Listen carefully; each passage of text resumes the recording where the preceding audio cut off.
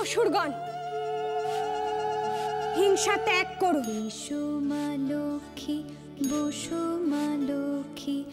হিংসার দ্বারা কোনো মহৎ কার্য হয় না।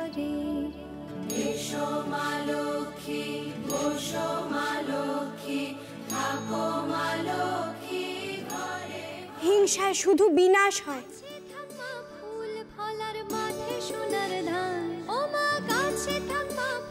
পিতা, পরবর্তী রত্ন অসুরদের প্রদান করুন।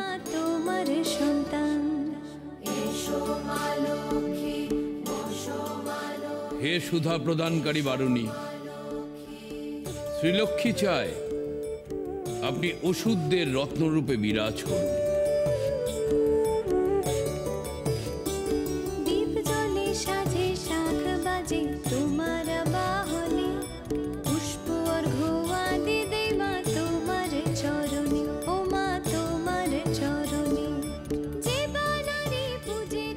জয় মাতা লক্ষ্মীর জয়, জয় মাতা লক্ষ্মীর জয়, জয় মাতা লক্ষ্মীর জয়।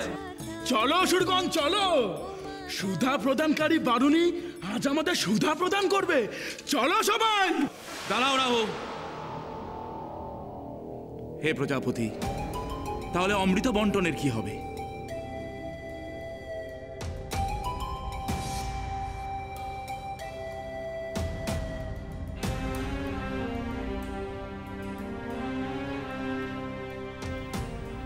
হে অসুরগুরু, হে দেবগুরু, আপনারা নিজেদের মধ্যে আলোচনা করে অমৃত বন্টনের সঠিক দিনক্ষণ স্থির করুন।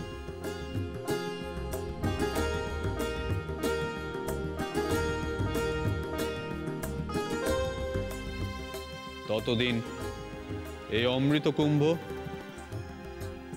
সুমেরু পর্বতের শীর্ষে সুরক্ষিত থাকবে।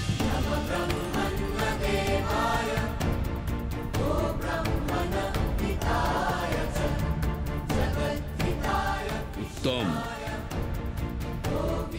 কিন্তু সেখানে অমৃত প্রহরা কে দেবে হে মধুসূদন? পিতা, এই দায়িত্ব আমি নিতে চাই।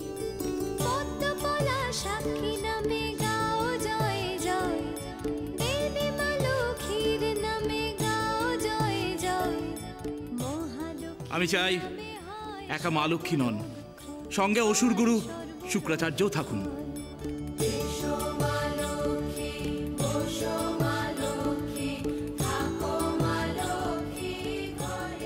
অসুররা চণ্ডচূড়,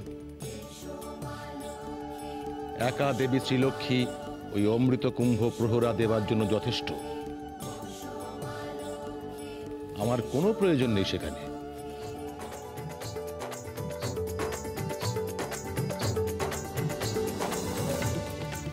প্রয়োজন আছে আচার্য। আপনি নিশ্চিন্ত থাকুন অসুররাজ। অসুর গুরু শুক্রাচার্য থাকবেন আমার সঙ্গে অমৃত প্রহরায়।